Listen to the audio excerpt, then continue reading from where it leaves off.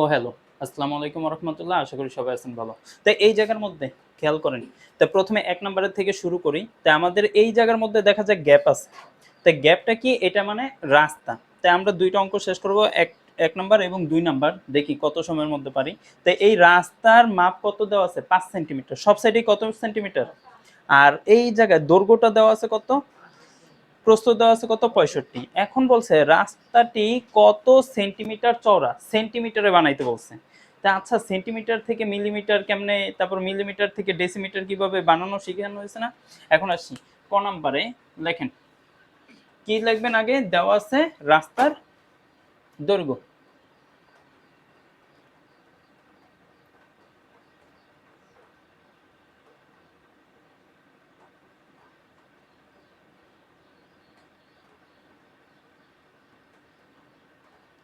রাস্তার দৈর্ঘ্য কত দেওয়া আছে?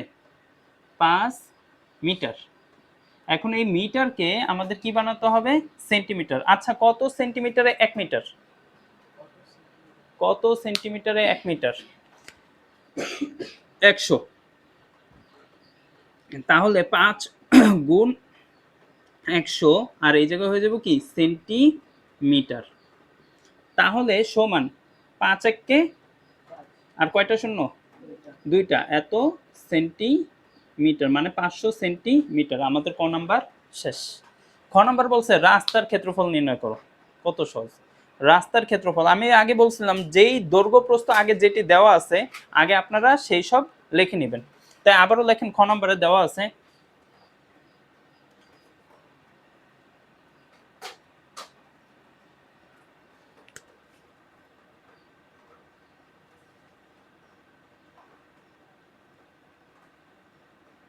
আয়তক্ষেত্রের দৈর্ঘ্য। এটা খ নম্বরে।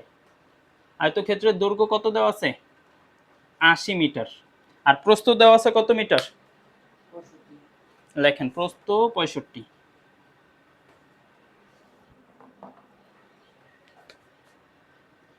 প্রস্থ 65। তাই আমরা দৈর্ঘ্যও পাইছি, প্রস্থও পাইছি। তাই এখন জানি কি বের করা যায়? ক্ষেত্রফল। তাই লিখবেন আয়তক্ষেত্রের ক্ষেত্রফল।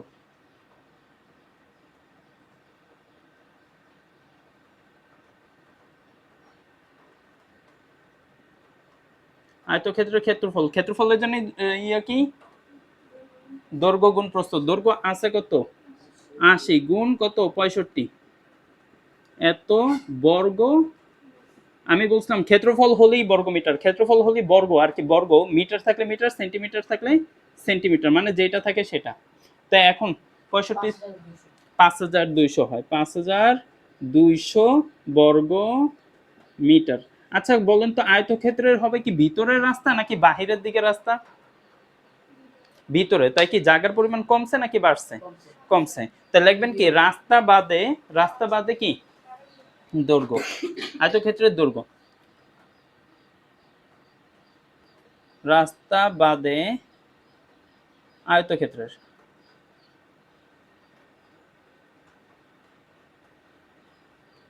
আয়তক্ষেত্রের দৈর্ঘ্য।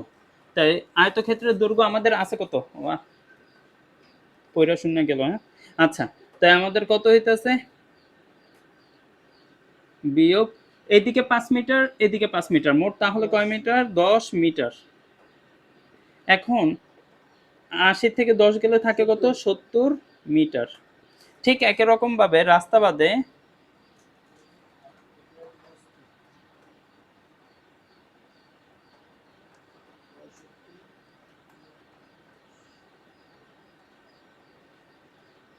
আয়তক্ষেত্রের প্রস্থ। প্রস্থ কত? আমাদের আসিল কত? 65। 65 থেকে বিয়োগ যাবে কত? 10। এত মিটার। তাহলে হয় 55 মিটার। তাই লিখবেন কি রাস্তা বাদে আয়তক্ষেত্রের ক্ষেত্রফল। লেখেন,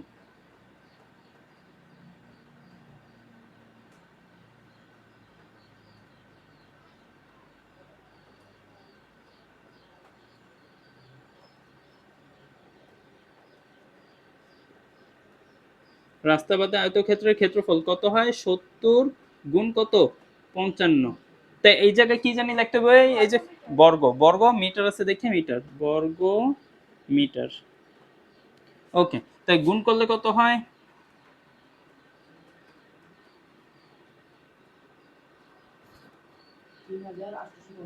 3850 বর্গ মিটার। এখন অতএব কিসের ক্ষেত্রফল?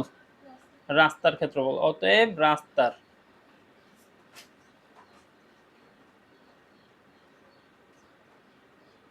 অতএব রাস্তার ক্ষেত্রফল সমান আমাদের কত হইতেছে? 5200, 5200 বিয়োগ 3850 বর্গ মিটার। তাই এখন বিয়োগ করলে কত হয়? বিয়োগ করলে কত হয়?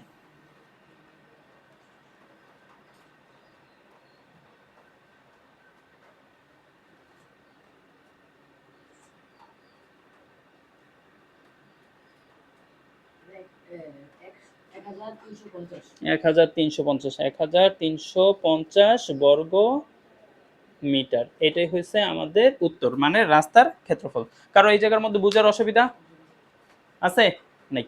তাই এইটাই আমাদের উত্তর হয়েছে। এখন আসি গ নম্বরে, বলছে এত টাকা করে, মানে কত? 8.5 টাকা করে প্রতিটি 30 সেন্টিমিটার বর্গাকার পাথর দিয়ে রাস্তা বাধাই করতে কত খরচ হবে?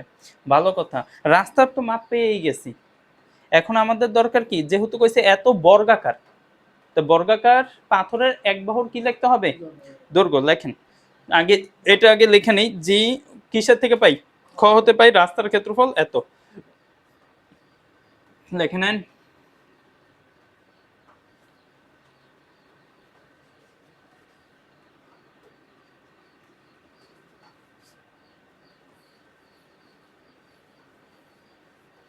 তেরোশো পঞ্চাশ নাকি? লিখবো গ নম্বরে, জি খ হতে পাই, খ হতে পাই, খ হতে কি পাই? রাস্তার ক্ষেত্রফল।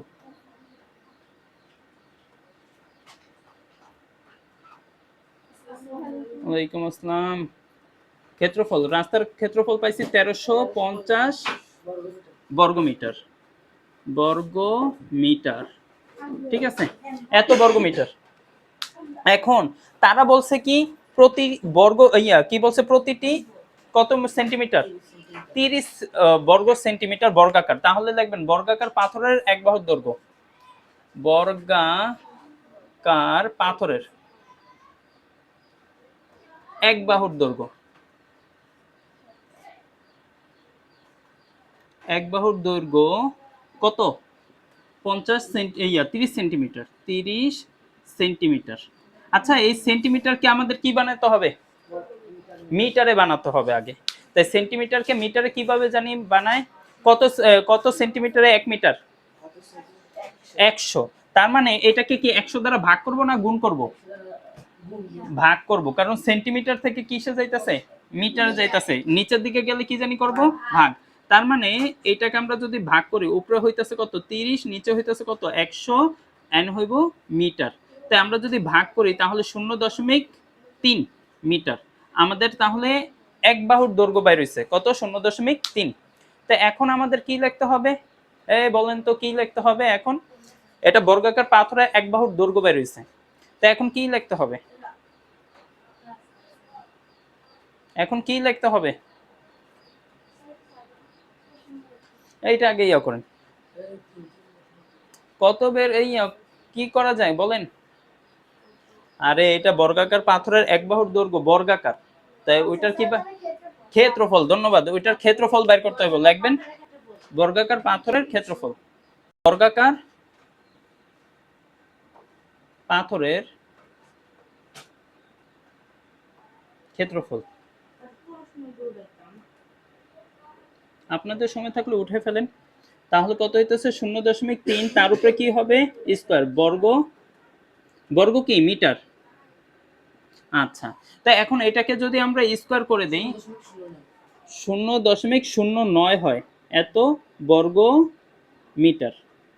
আচ্ছা, তো এখন আমাদের কি বের করতে হবে বলেন তো? এটার পরের লাইনে,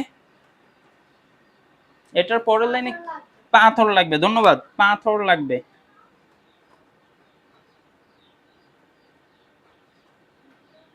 পাথর লাগবে সমান কি করতে হবে বলেন তো? উপরে কি দিতে হবে, নিচে? হ্যাঁ ক্ষেত্রফল, তাই ক্ষেত্রফল কত ছিল? 1350, আর নিচে দিব 0.009 টি, তাই সমান কতটি?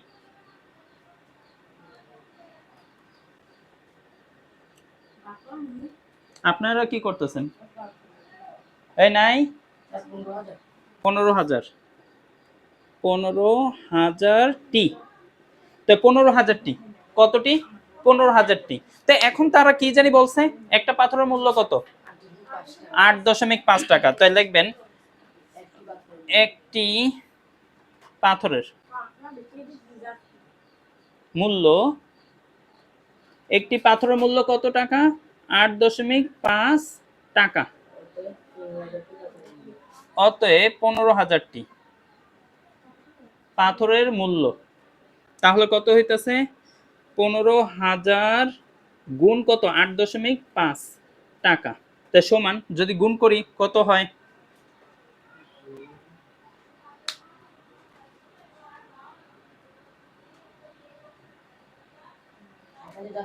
ক- 1,27,500, 1,27,500 এত টাকা। তাই আমাদের মোট কত টাকা খরচ হইতেছে? 1,27,500 টাকা। এই জায়গার মধ্যে কারো কি কোনো অসুবিধা আছে? আচ্ছা, তা তা আপনার পরেরটা করে দেন দেখি, তাহলে আমি চলে যাবো আজকে। যদি এটা পারেন সত্যি কথা, আমি আর ইয়া করাবো না, এই অধ্যায় করাবো না, তাহলে তো আমি খুশি হই। জি না, ওরা পারে, এই অধ্যায়টা এখন ছাড়ি। অনেক তো করাইছি, তাহলে তো এটা আপনারা পারবেন। হে আল্লাহ, যাতে ওরা এটা পারে, এইটাই দোয়া। দেখি আগে রেকর্ড হয় নাকি এটাও দেখি।